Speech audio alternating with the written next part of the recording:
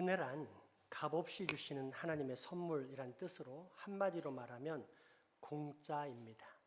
맛있는 밥을 먹었는데 돈을 지불하면 대가이지만 값을 지불할 만한 능력이 없는 노숙자에게 아무런 대가도 조건도 없이 밥을 주면 은혜입니다.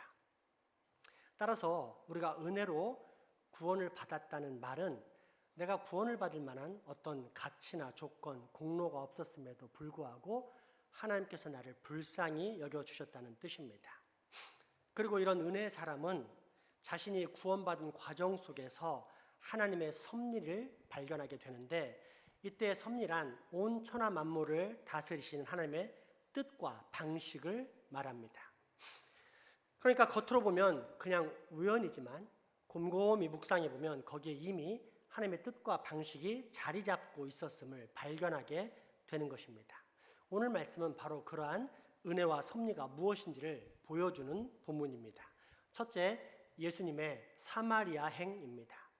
예수님을 포함 보통의 유대인들은 특별한 상황을 제외하고는 남쪽 유대 땅에서 저 북쪽의 갈릴리로 가려면 그 사이에 있는 사마리아를 통과하지 않고 저 멀리 돌아서 다녔습니다. 현대로 굳이 비유하자면 중국 길림성에 가는 직선도로가 있지만 그러려면 북한을 통과해야만 하기에 우리가 저 옆 바다나 비행기로 우회하는 것을 들 수 있습니다. 이처럼 사마리아인과 유대인들이 반목하게 된 데에는 이유가 있습니다. 솔로몬 이후 이스라엘 민족은 북이스라엘과 남유다라는 나라로 분리되었는데 약 700년 전에 먼저 북이스라엘이 아수르 제국의 멸망을 당하게 됩니다. 이때 아수르가 수많은 포로들을 끌어가게 되면서 생긴 공백을 바벨론과 그 주변 일대에 있는 여러 이방 족속들을 이주시켜 메꿉니다.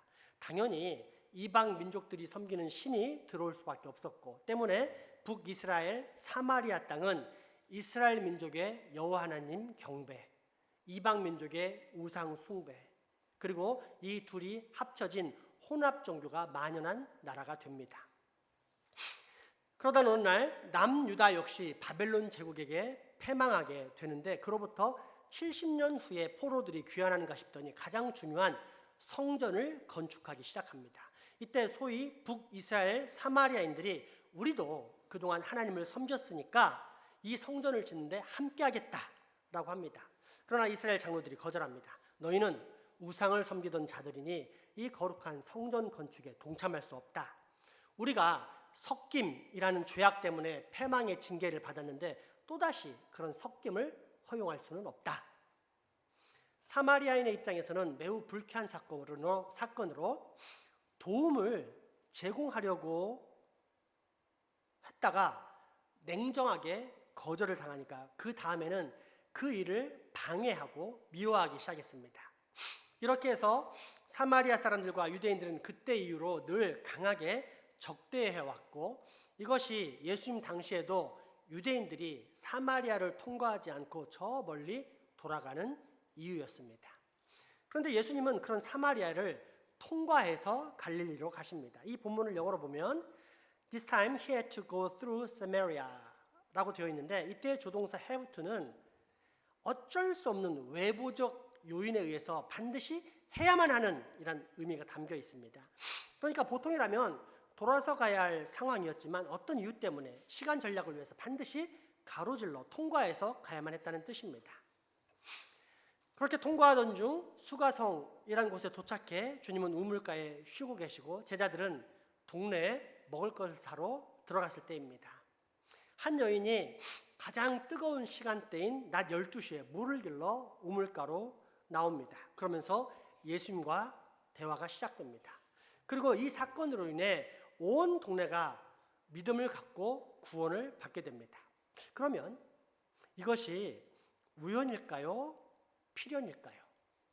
사람의 우연을 가장한 하나님의 필연, 즉 섭리입니다. 예수님은 모든 사람들이 배척하는 사마리아인들을 불쌍히 여기사 구원을 베푸시려고 일부러 방문하신 것입니다. 그리고 이러한 예수님의 마음은 승천하시기 전 제자들에게 하나님의 건설을 명하시는 대위임령에 잘 나타나 있습니다. 사도행전 1장 8절에서 9절 말씀입니다. 오직 성령이 너희에게 임하시며 너희가 권능을 받고 예루살렘과 온 유대와 사마리아와 땅끝까지 이르러 내 증인이 되리라 하시니라. 이 말씀을 마치시고 그들이 보는 데에 올려져 가시니 구름이 그를 가리어 보이지 않게 하더라. 아멘. 지난주 수요일 서울에서 귀한 손님들 7분 정도가 우리 교회를 방문해서 함께 월상 예배를 드렸습니다. 제가 영암교회라는 곳에서 부목사로 사역할 때 교우들로서 몇 년 전에 방문하셨는데 이번에도 휴가를 맞춰 겸사겸사 들른 것입니다. 함께 예배를 드리고 난 후에 우리 교우들과 교제를 하는데 예수님 안에서 한 지체라는 사실로 인해 서로에게 큰 기쁨과 연합의 시간이었습니다. 그러나 곧 있을 마리아 헌신 예배 준비로 대부분의 교우들이 찬양 연습에 투입되었고 소수의 교우분들과 함께 나머지 교제를 나누었을 때 일입니다. 영암교회 한때 신앙의 불량자였으나 이제는 안수 집사가 된 기시성을 가지신 분이 자신이 신앙 가운데 정착하게 된 간증을 말씀해 주셨습니다. 무신론자인 그분은 아버지의 사업이 망하는 바람에 어릴 적부터 할아버지, 할머니 품에서 자라 부모의 사랑보다 조부모의 사랑을 더 잘 아는 사람이었습니다. 그런데 청년이 되면서 할아버지는 돌아가시고 할머니마저 병석에 눕게 되었는데 등에 욕창이 생길 정도로 심하게 앓아누우셨습니다. 그럼에도 불구하고 병 간호가 너무 부담스러운 집사님은 퇴근해도 아예 할머니가 계신 곳에 방문조차 열어보지 않았습니다. 그러던 어느 날 할머니 방 앞에 무수한 신발들이 놓여 있길래 가보았더니 교회 사람들이 와서 깨끗이 씻겨주면서 욕창 치료를 해주고 있는 것입니다. 그때 혈육인 나도 못하는 일을 하다니 교회 다니는 사람은 뭔가 다르긴 다르구나. 혹시 내가 나중에 종교를 갖게 되면 기독교를 가져야겠다라고 생각합니다. 그리고 얼마 후 믿음을 가진 아내를 맡게 되어 교회를 가게 되었는데 거기서 매우 신기한 현상을 발견합니다. 그분의 표현을 있는 그대로 옮기자면 다음과 같습니다. 보통 남자들은 술이 안 들어가면 대화가 안 되잖아요. 그런데 교회 사람들은 술도 안 먹고 3시간씩이나 이야기를 하더라고요. 정말 신기했어요. 하지만 얼마 못 가 신앙생활에 대한 실망과 더불어 반항심이 생겨 교회를 떠나기로 작정합니다. 그때 자꾸 신앙을 강요하는 아내를 어떻게 하면 속상하게 만들까를 생각하다가 교회에서 가장 중요하게 여기는 것이 말씀이라는 생각이 떠올라 아내 앞에서 다시는 교회에 안 나가겠다는 선포와 함께 하나님의 말씀이라는 성경책을 쫙쫙 찍게 됩니다. 그렇게 얼마간의 시간이 지나 다시 세상의 즐거움을 찾아 친구들을 만나게 되는데 문득 그게 그렇게 힘든 일이란 사실을 깨닫게 됩니다. 교회 다닐 때는 재미없고 고리타분하고 자유가 없이 뭔가 신앙을 자꾸만 강요당하는 것 같은 느낌에 그게 싫어 자유를 찾아 다시 세상의 친구들에게 왔는데 정작 세상의 친구들 만나보니 교회 형제들과 달리 너무나 거칠고 더럽고 추잡한 이야기와 생각과 행동들 그렇게 한때 자신이 몸담았었던 너무도 익숙한 이 세계가 이제는 너무도 어색하고 꺼려지기만 하는 것이었습니다. 여기까지 이야기를 마친 집사님의 당시 고백을 또 그대로 옮기자면 다음과 같습니다. 1급수에 사는 물고기가 3급수는 못 살잖아요. 이미 1급수의 맛을 알아버린 저는 도저히 그 3급수에서는 살 수 없다는 것을 깨닫게 되었어요. 하지만 또다시 교회로 돌아가기에는 왠지 체면이 안 서고 그렇다고 해서 또 그렇게까지 교회에 가고 싶은 것은 아니어서 이러지도 저러지도 못하는 어정쩡한 상황에 놓여 있는데 문득 교회 생활하면서 만났던 한 분이 저녁 식사 요청을 합니다. 이미 먹었다고 싫다고 했지만 한 번 더 먹으면 된다는 강청으로 어쩔 수 없이 만나 말없이 식사를 하고 이후 그분을 따라가 기독교 서점에 가게 되었는데 가장 큰 성경책을 거기서 사서 선물에 주러다는 것입니다. 성경책 찢은 것을 들었구나 라며 약간의 반감 속에 할 일 없이 성경책을 들고 집으로 향하는 노천길을 따라 걸을 때였습니다. 문득 기집사님에게는 이런 생각이 떠오르는 것입니다. 저분은 하루 벌어 하루 먹고 사는 분인데 그 하루 일당을 왜 나에게 투자한 거지? 그러면 오늘 가족들은 무엇을 먹고 살지? 아니 도대체 왜 사준 거지? 내가 교회 생활에 반감을 가지고 또 대놓고 그렇게 성경책을 찢은 것을 뻔히 알면서 도대체 왜? 그리고는 얼마 후 눈가에 핑하니 눈물이 도는가 싶더니 가슴이 뭉클해져옴을 느끼게 됩니다. 도대체 어떤 사랑이길래, 그 사랑이 무엇이길래 저 사람은 나로 예수님을 믿게 하기 위해 자신의 일당마저 포기할 수 있단 말인가. 그렇게 돌아선 기집사님은 이후 다시 교회로 돌아와 지금은 안수집사가 되어 새가족부를 맡아 섬기는데, 주일 아침이면 새벽 4시 30분에 나와서 교회 안에 모든 계단을 다 청소한다고 합니다. 새벽부터 왜 그렇게 열심히 청소하냐고 물으면 기집사님은 너무도 당연하다는 듯이 늘 이렇게 답변합니다. 새가족이 왔을 때 먼지가 많으면 예수님에 대한 느낌도 텁텁할 것 같아요. 그래서 청소해요. 내가 깨끗이 청소함으로 새가족이 신선한 공기를 마시면 상쾌한 느낌으로 예배를 드릴 수 있잖아요. 이게 제가 드릴 수 있는 사랑이에요. 사실 이것은 제 경험인데, 제가 새가족일 때 어떤 분이 예수님의 사랑으로 깊이 사랑해 주셨고, 그래서 지금의 제가 있게 된 것이거든요. 이 집사님께 성경책의 사랑을 베푸신 집사님은 남궁이라는 성을 가진 안수 집사님인데, 이분의 신앙 고백은 매우 단순하면서도 깊습니다. 자신은 할머니 때부터의 모태신앙인데, 할머니는 한국교회의 초기 형태인 기역자교회 출신의 교인이었다고 합니다. 할머니께서 낮 밤으로 얼마나 열심히 가족들을 위해 믿음으로 기도하셨는지 아직까지도 또렷이 기억하고 있습니다.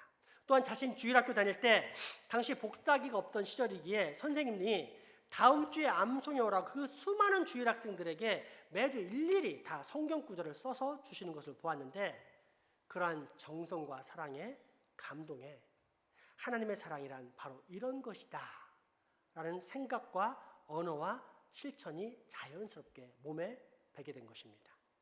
그래서 한 영혼을 구하기 위해 그처럼 기꺼이 자신의 하루 재산을 털어 성경책을 선물할 수 있었던 것입니다. 이 회심과 사랑의 이야기 속에 꿈이나 환상이나 천사의 계시나 하나님의 직접적인 음성에 관한 이야기가 있습니까? 그 어디에도 찾아볼 수 없습니다. 그러나 하나님께서는 한 영혼을 불쌍히 여기셨고 그 영혼을 구원하기 원하셨습니다.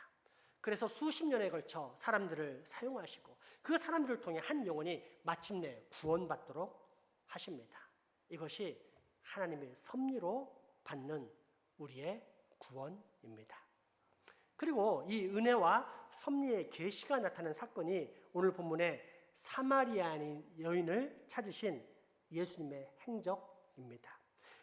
도저히 만날 수 없는 환경을 뚫고 찾아가 한 여인을 만나시고 그 여인에게 복음을 접하게 하심으로 구원받게 하실 뿐 아니라 그로 인해 결국은 그녀가 사는 온 동네 사람들을 구원으로 이끄시는 하나님의 사랑, 이것이 바로 하나님께서 우리의 인생을 구원하시는 은혜와 섭리의 사랑입니다. 요한복음 4장 28절에서 30절 말씀입니다.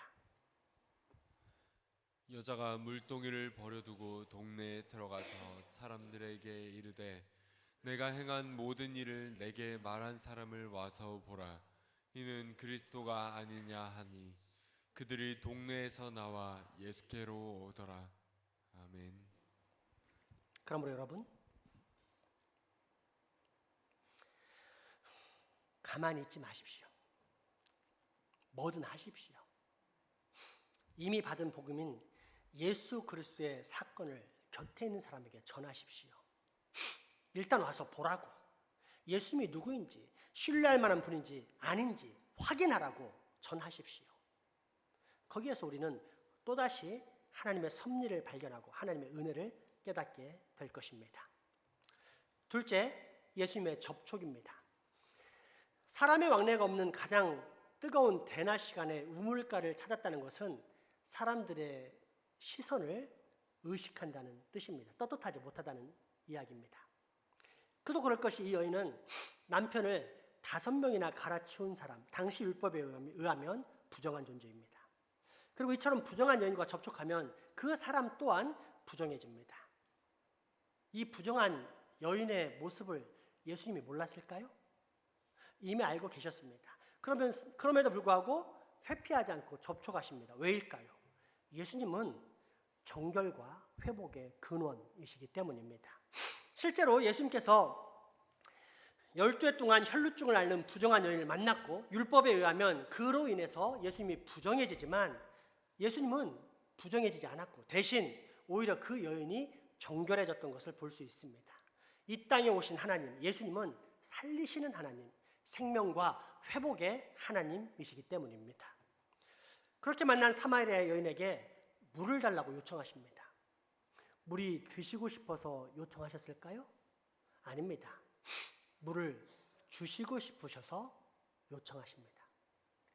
실제로 13, 14절을 보면 네가 주는 물은 늘 수구 속에서 찾아 먹어야만 하는 물이지만 내가 주는 물은 한 번 받으면 영원토록 솟아나는 생명수라서 이 샘물을 받아 먹어야만 한다라고 권유하시는 장면을 볼 수가 있습니다. 이 생수는 구체적으로 무엇을 의미할까요? 성령님입니다.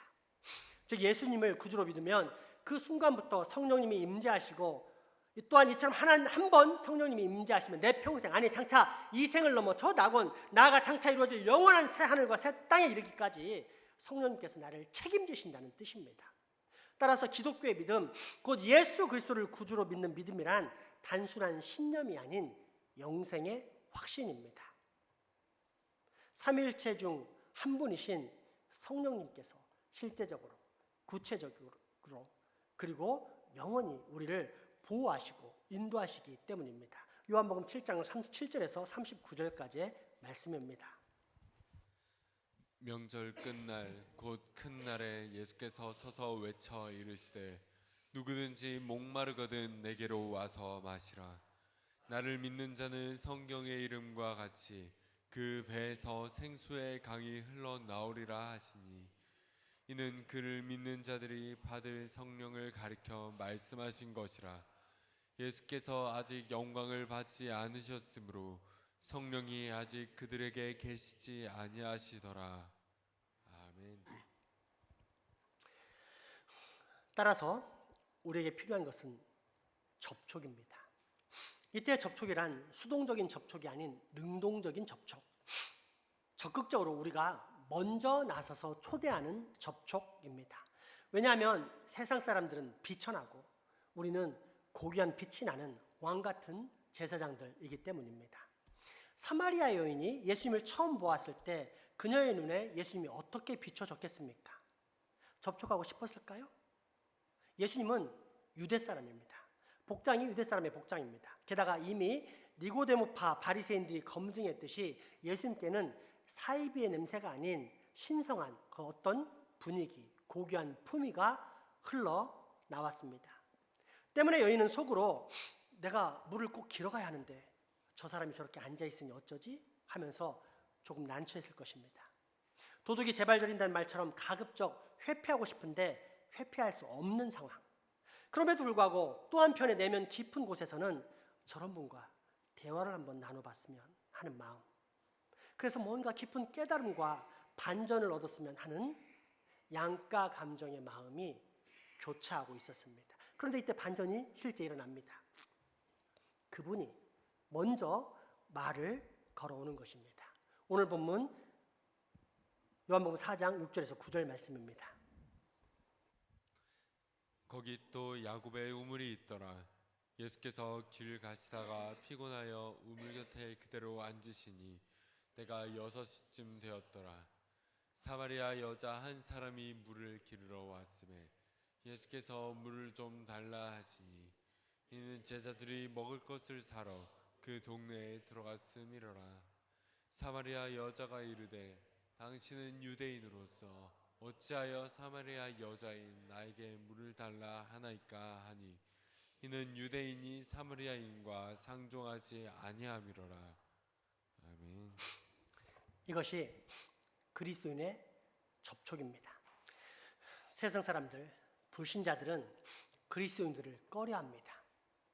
참 그리스도인들에게는 거룩함, 즉 보통 사람들과는 구별된 색다른 무언가가 있기 때문입니다. 그래서 행동도 언어도 생각도 다릅니다. 이런 그리스도인을 대하는 불신자의 마음은 어떨까요? 불편합니다. 자기와 다르게 느껴지기 때문입니다. 교양 있는 척, 깨끗한 척, 혼자 잘난 척하는 모습처럼 느껴지기 때문입니다. 그러나 다른 한편으로는 갈망합니다. 말 그대로 자신은 다른 사람들과 똑같은 세상 사람, 순간적인 욕망과 쾌락, 부귀와 인정을 끊임없이 갈망하는 많은 세속적인 사람 중에 하나인 반면 저 사람은 뭔가 다른 사람, 구별된 사람, 즉 거룩한 사람처럼 보이기 때문입니다. 그렇게 자신도 모르게 그리스도인들을 향해 막연한 그리움과 소망을 품습니다. 마치 오늘 본문의 수가성 우물가 여인처럼 말입니다. 그렇다면 이때 우리는 어떻게 해야 합니까? 접촉해야 합니다. 여유로운 양보의 마음으로, 부드러운 말로, 활짝 웃는 미소의 얼굴로, 친절한 행동의 섬김으로 접촉하면서 다가서야 합니다. 그러면 이 접촉 때문에 하나님께 택함받은 사람은 반드시 구원의 초청을 기쁘게 받아들이게 되어 있습니다. 실제로 예수님께서 불안과 초조, 막연한 기대와 소망으로 갈등하던 여인에게 얘야 나에게 물 좀 줄 수 있겠니? 라고 말씀하셨을 때 그 여인의 마음이 어떠했습니까? 마음속 깊은 곳에서 툭 터져나오는 거룩에 대한 갈망이 포근하게 감싸지는 소원 성취의 기쁨이 있지 않았습니까? 바로 이것이 하나님의 은혜와 섭리를 체험하는 두 번째 통로, 접촉입니다. 마지막 세 번째, 죄의 지적입니다. 여인과 영원히 마르지 않는 생명수에 관한 대화를 나누시던 예수님께서 문득 이렇게 요청하십니다. 가서 네 남편을 데려와라. 언뜻 봐도 생수에 대한 설명인 이전까지 대화와 아무런 관계가 없어 보이는 소위 뜬금포의 요청입니다. 주님은 왜 이처럼 자연스러운 대화를 단절시키는 이상한 요청을 하셨을까요? 구원에 관한 가장 기본적이고 핵심이 되는 단계는 죄에 대한 인식이기 때문입니다. 쉽게 말해 건강하고 멀쩡한 사람에게 의사가 필요하겠습니까? 아니면 아프고 병든 사람에게 의사가 필요하겠습니까? 마찬가지로 자신이 의롭다고 생각하는 사람, 아니 비록 그 정도는 아니지만 또 그렇게까지 죄인은 아니라고 생각하는 사람에게는 구원이 필요 없습니다. 그런데 이것이 바로 그 사람이 죄인이라는 명확한 증거입니다. 태초에 에덴 동산에서 인간이 하나님께 받은 언약은 행위 언약이었습니다.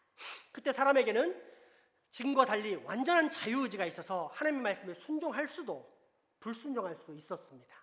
이것이 죄 없는 아담의 상태이고, 그래서 하나님의 계약은 다음과 같았습니다. 내가 너에게 명령하는 것을 틀림없이 다 지켜야 한다.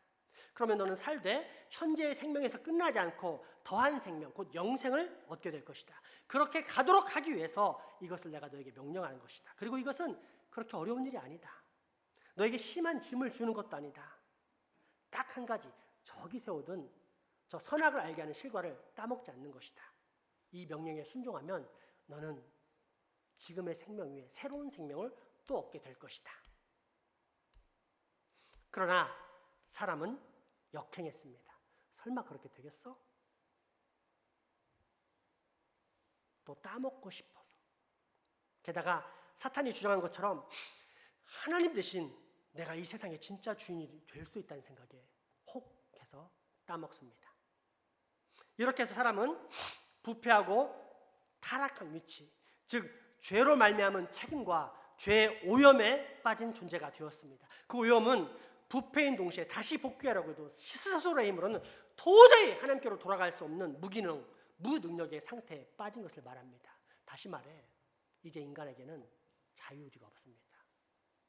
오직 노예의지, 하나님이 아닌 사탄의 지배를 받아 그의 뜻대로 살 수밖에 없는, 내가 내 마음대로 산다면 하나님을 선택하지 않은 것 같이 생각하지만 사실은 하나님을 선택할 수 없는 무기능, 무능력의 상태에 빠지게 된 것입니다. 그런데 이처럼 죄에 빠진 존재, 그리고 이 죄의 늪에서 헤어나지 못한 채 장차 영원한 사망 형벌의 늪으로 들어갈 존재의 가장 큰 특징은 자신이 죄인이라는 사실을 인정하지도 않을 뿐더러 이 죄에 대한 인식조차 전혀 없다는 것입니다. 반면 구원받게 될 사람은 가장 먼저 이 죄에 대한 인식이 생깁니다. 그리고 인정하며 괴로워합니다. 죄의 결과를 분명히 알되 스스로의 힘으로는 도저히 헤어날 수 없는 무능력을 깨닫고 결국 밖에서부터 오는 구원의 능력, 예수 그리스도를 의지하게 됩니다. 이것이 참 믿는 자가 얻게 되는 진정한 구원입니다. 자, 그렇다면 만약 우리가 누군가를 구원하기 원한다면 우리가 해야 할 가장 중요한 일이 무엇이겠습니까? 죄에 대한 인식, 복음을 전하게 될 대상에게 너는 죄인이다 라는 사실을 깨닫게 해주는 일입니다. 그렇게 주님은 수가성 우물가에서 만난 여인, 영원한 생명수이신 성령님의 임재 가운데 들어가고 싶은 그 여인에게 이렇게 물어보았던 것입니다. 명령하셨던 것입니다. 네 남편을 데려와라. 오늘 본문 요한복음 4장 13절에서 19절 말씀입니다. 예수께서 대답하여 이르시되 이 물을 마시는 자마다 다시 목마르느니와 내가 주는 물을 마시는 자는 영원히 목마르지 아니하리니 내가 주는 물은 그 속에서 영생하도록 솟아나는 샘물이 되리라. 여자가 이르되 주여 그런 물을 내게 주사 목마르지도 않고 또 여기 물기를 얻지도 않게 하옵소서. 이르시되 가서 내 남편을 불러오라. 여자가 대답하여 이르되 나는 남편이 없나이다.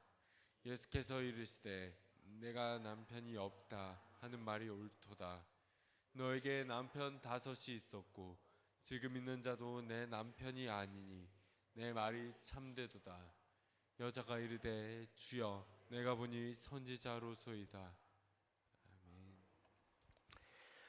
그리고 이것이 바로 우리도 전해야 할 복음입니다.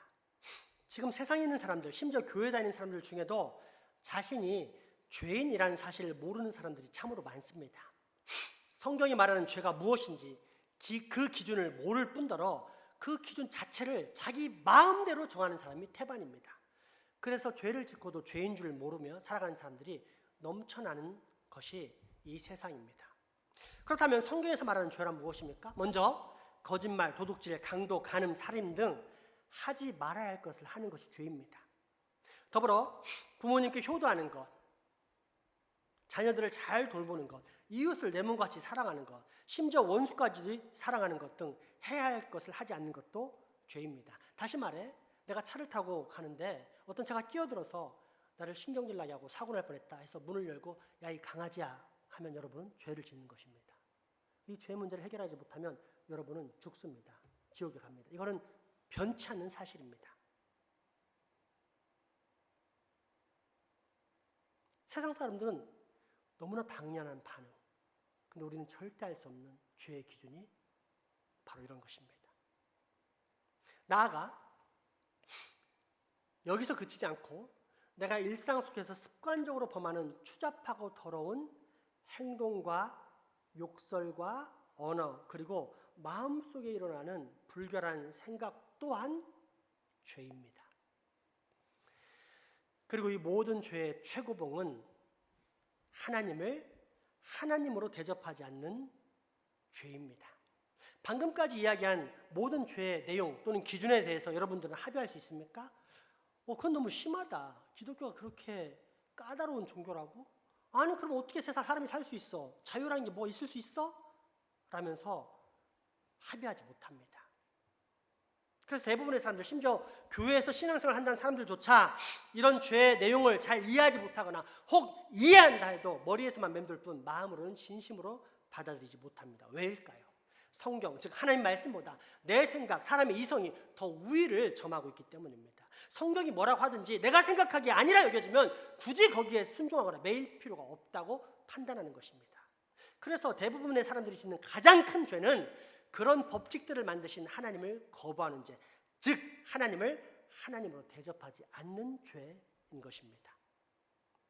그리고 이런 죄를 평생에 단 한 번이라도 쉬었다면 그 사람은 반드시 영원한 지옥 정벌 가운데 들어갑니다. 그러니 우리 중에 과연 죄인이 아닌 사람이 있겠습니까? 우리가 스스로 구원을 얻을 수 있겠습니까? 그렇기 때문에 인간은 스스로의 힘으로는 결코 구원을 얻을 수 없고 오직 인간 밖에서 오는 거룩한 존재로 말미암아 구원을 수여받게 되는 것입니다. 때문에 구원의 시작은 바로 이러한 죄에 대한 인식과 인간의 힘으로는 도저히 도달할 수 없는 구원의 불가능성이라는 나쁜 소식을 알려주는 것입니다.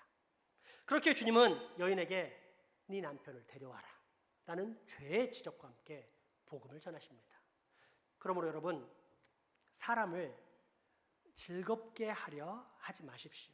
거기에는 잠깐의 즐거움과 영원한 형벌만이 있을 뿐입니다. 대신 하나님을 기쁘시게 하려고 노력하십시오. 그러면 잠깐의 외로움이 찾아오지만 이후 영생의 복을 만나게 됩니다. 다시 한번 요한복음 4장 13절에서 19절 말씀 봉독하겠습니다. 예수께서 대답하여 이르시되 이 물을 마시는 자마다 다시 목마르려니와 내가 주는 물을 마시는 자는 영원히 목마르지 아니하리니 내가 주는 물은 그 속에서 영생하도록 솟아나는 샘물이 되리라. 여자가 이르되 주여 그런 물을 내게도 주사 목마르지도 않고 또 여기 물 기르러 오지도 않게 하옵소서. 이르시되 가서 내 남편을 불러오라. 여자가 대답하여 이르되 나는 남편이 없나이다. 예수께서 이르시되 내가 남편이 없다 하는 말이 옳도다. 너에게 남편 5이 있었고 지금 있는 자도 내 남편이 아니니 내 말이 참되도다. 여자가 이르되 주여 내가 보니 선지자로소이다. 아멘. 위로받기를 원하는 회중들을 충족시키는 현대 종교와 마찬가지로 구약시대 또한 자신들이 원하는 종교를 찾았고, 그러면 이 시류에 따라 거짓 종교들은 항상 거기에 맞는 메시지를 흘려보내는데 그 메시지의 핵심은 다음과 같았습니다. 너는 괜찮아. 너는 멀쩡해. 죄? 죽음? 야, 하나님이 그렇게 속이 좁은 분이시겠니? 그깟 죄문 해결 못했다고 하나님 너를 지옥에 보내시겠니? 그렇지 않아. 하나님 너를 사랑하셔. 그리고 네가 행복하길 원하셔. 지금 잘하고 있고 앞으로도 잘 될 것이야 라는 낙관론입니다. 살아있는 동안 창조와 구속주 하나님을 못 만나면 장차 무서운 심판주를 만나게 될 텐데, 그 심판의 주 하나님을 못 보게 만드는 현세 기복적인 종교들이 언제나 넘쳐났던 것이 한 시대가 멸망할 때마다의 징조였습니다. 그러면 이때 하나님은 포기하셨는가? 아닙니다. 때때마다 늘 선지자, 즉 하나님의 뜻을 올바로 전하는 선지자를 보내셨습니다. 이때 구약을 통해 흐르는 선지자들의 일관된 선포가 무엇인지 아십니까? 다음과 같은 3가지 주제였습니다. 첫째, 와서 보라! 하나님의 말씀을! 둘째, 확인했는가? 하나님을 떠난 너! 죄인이여, 너는 반드시 죽게 된다. 그리고 셋째, 그러므로 돌아오라, 회개하라. 그러면 하나님이 너를 용서하시리라. 바로 이 3가지입니다. 그러므로 여러분, 죄인인 여러분의 모습을 빨리 인정하십시오. 그리고 회개하고 돌아오십시오. 더불어 전도하십시오. 동네 사람들에게 달려간 사마리아 여인처럼 내 곁에 사람들에게 달려가 성경의 복음을 선포하십시오. 일단 와보라! 우리 주 예수 그리스도에게로. 일단 와보라! 우리 주 예수 그리스도에게로! 그러면 거기서 여러분은 생명의 길을 발견할 뿐 아니라 역시 바로 거기에서 나와 내 이웃이 구원의 확신을 얻을 수 있는 하나님의 은혜와 섭리 또한 분명히 발견할 수 있을 것입니다. 이제 마지막 찬양을 통해 이러한 결단을 함께 나눴으면 좋겠습니다. 찬양 전에 가사를 좀 살펴보고 설명을 드리겠습니다. 이 가사를 보면 죄 많은 이 세상은 내 집 아니네. 내 모든 보화는 저 하늘에 있네. 저 천국문을 열고 나를 부르네. 나는 이 세상에 정들 수 없도다 하면서 천국을 사모하는 그런 찬양입니다. 이때 천국 또는 하늘나라는 하나님의 나라를 뜻하는 것으로서 보통 우리가 죽게 되면 가는 저 낙원을 말합니다. 부자와 거지 나사로 사건에서 거지 나사로가 하나님을 경외하며 신실하게 살았더니 저 하늘 아브라함 품에 있었는데 거기가 낙원입니다. 언젠가 우리가 죽게 되면 거기에 가 있을 것입니다. 그리고 예수님과 함께 있다가 언젠가 예수님께서 이 땅에 재림하시면 우리도 이 땅에 부활해서 재림하여 우리 또한 예수님과 함께 이 새하늘과 새 땅에서 영원히 살게 될 것입니다. 그러면 하나님의 나라는 이처럼 미래의 일인가? 아닙니다. 그동안 죄의 지배를 받아 죄악의 나라에 살던 우리가 하나님의 통치를 받고 살게 되면 우리는 이미 하나님의 나라에 들어와 살고 있는 것입니다. 그러므로 저 천국에 가고 싶다, 하나님 나라에 들어가고 싶다 이런 이야기는 장차 다가올 미래의 하나님 나라뿐 아니라 내가 죄악된 세상에서 멀어져 하나님의 통치 가운데 살겠다라는 각오와 결단을 하는 말씀입니다. 사실 저는 낙원에 빨리 가고 싶습니다. 왜냐하면 아무리 이 땅에서 깨끗하게 살려고 해도 죄가 없이 살 수가 없습니다. 하나님 말씀대로 다 살 수가 없습니다.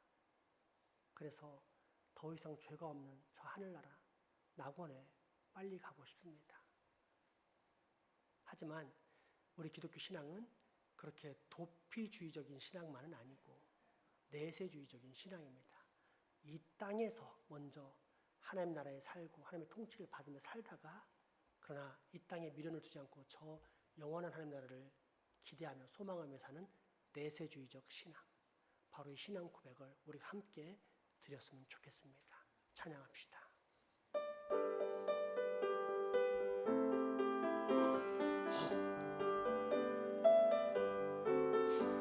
죄 많은 이 세상 내 집안이네 내 모든 보안은 저 하늘에 있네 저 천국 문을 열고 나를 부르네 나는 이 세상에 정들 수 없도다 오 주님 같은 친구 없도다 저 천국 없으면 날 어떻게 하나 저 천국 문을 열고 나를 부르네 나는 이 세상에 정들 수 없도다 저 천국에서 모두 날 기다리네 내 주 예수 피로 죄 씻음 받았네 나 비록 약하나 주님 날 지키니 나는 이 세상에 정들 수 없도다 오 주님 같은 친구 없도다 저 천국 없으면 난 어떻게 하나 저 천국 문을 열고 나를 부르네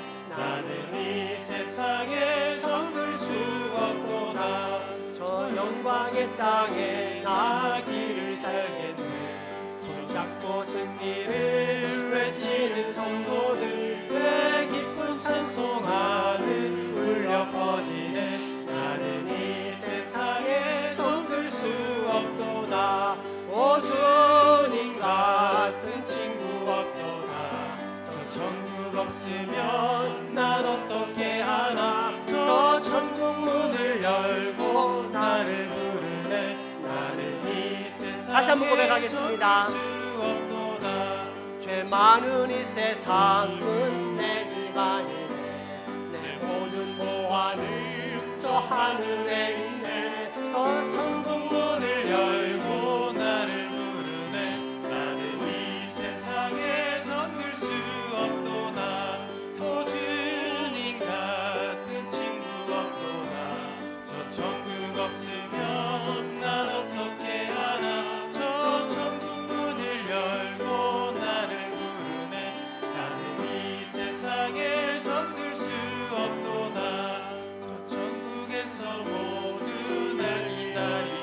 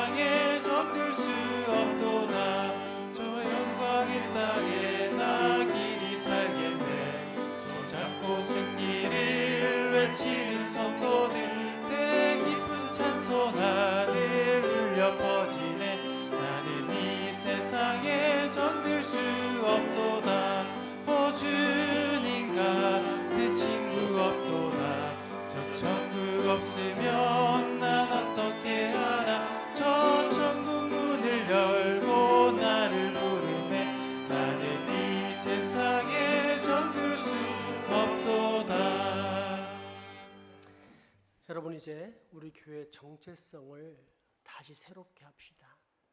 우리 교회 표어가 지금 무엇입니까? 한번 읽어봅시다. 주님, 우리로 그리스도의 제자 되게 하소서. 아멘. 그리스도의 제자가 된다는 것은 거룩한 소화력, 신앙의 소화력을 갖는다는 것을 뜻합니다. 예수님의 제자들을 보시면 알겠지만 한결같이 다 죽음을 당했습니다.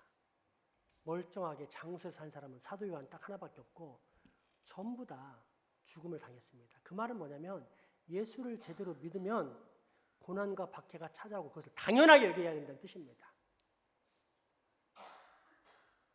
그런데 우리는 그 고난과 박해를 소화할 만한 능력이 지금 없습니다. 그 고난과 박해는 특별한 신앙인들만 받는 것이고 나는 예수 믿고 복 받고 형통하고 잘 먹고 잘 살겠다라는 그런 마음이 나를 지배하고 있는 걸 확인하게 됩니다. 그 대표적인 현상이 무엇입니까? 전도를 안 하잖아요. 전도를 안 하잖아요. 왜요? 전도에서 거부당하면 수치심이 들기 때문에, 그 거부감 자체가 싫기 때문에. 내가 뭔데 너한테 거부를 당해야 돼? 하나님의 말씀보다 내 자존심, 내 자아가 훨씬 더 높은 위치에 있는 것입니다. 그러니 제자가 될 수 있겠습니까?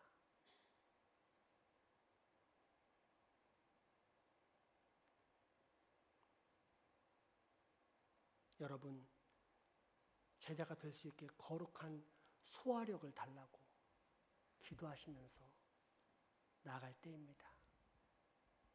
사명을 감당할 힘을 달라고, 내 정체성을 확실하게 만들어 달라고 기도할 때입니다. 저는 주일 아침에 나와서 기도할 때 가장 온 정신을 다해서 이제 기도하기 때문에 누가 그 주의 집중을 흐트러뜨리는 걸 되게 싫어합니다. 근데 유일하게 딱 한 사람 와서 흐트러뜨린 사람이 있습니다. 누구죠? 재원입니다. 그런데 그 아이는 너무 기쁩니다. 왜냐? 이 아이를 치료하시고 회복시키실 분은 하나님뿐이다라는 믿음을 그 부모가 가지고 있고, 나도 역시 그 부모가 믿는 하나님을 동일하게 믿고, 그래서 우리가 믿음으로 연합되어 있기 때문에 그 아이가 귀찮지 않고 너무 감사하고 행복합니다. 인간적으로 따지면 내가 해야 할 일을 감당할 이 시간을 방해하는 그 아이가 귀찮을 수밖에 없지만, 그러나 하나님이 거룩한 소화력을 주시니까 그 아이가 기쁨으로 다가오게 됩니다. 와서 기도를 합니다. 기도를 받습니다. 아이에게 안부를 묻고 머리에 손을 얹으면 얘도 내 사랑을 느꼈는지 오른손을 얹고 있으면 왼손을 가져가서 자기 입술로 키스를 합니다. 얼마나 감사한지 모릅니다. 이 아이가 내가 자기를 사랑한 줄 알고 사랑 표현을 자기도 하는구나 하고 감사하게 기도를 딱 끝냅니다. 끝내고 나면 키스의 흔적이 남아 있습니다. 침이 흥건하게 이렇게 있습니다. 더러울까요? 안 더러울까요? 안 더럽다고 하면 두 가지 종류인데 차원이 다른 그런 사람이고, 또 하나는 위선자죠. 저는 차원이 낮기 때문에 되게 더럽습니다. 그런데 그 가운데 이건 제가 의도적으로 하는 얘기가 아니라 그냥 자연스럽게 생각나는 겁니다. 내가 얘 때문에 예수님의 제자인 게 확인되었다라고 되게 기쁩니다. 왠지 아십니까? 예수님은 얼굴에 침뱉음을 받았는데 나는 수준이 안 되니까 손에 침뱉음을 받았구나 싶어서 상당히 마음이 이렇게 기쁨이 옵니다. 무슨 뜻이냐? 하나님을 믿으면, 제자가 되어가면 어떤 상황 가운데서도 모든 문제를 거룩하게 소화시킬 수 있는 소화의 능력을 갖게 된다는 것입니다. 왜 우리는 제자가 못 될까요? 아직도 하나님 나라보다 이 땅에 소망이 있고 집착을 하고 있기 때문입니다. 그러므로 여러분, 이제는 결단하십시오. 더 이상은 안 됩니다. 나의 정체성은 예수 그리스도의 제자다 라는 확신을 가지고 그렇게 살겠다는 다짐을 하시기 바랍니다. 다시 한번 찬양하며 나아갑니다.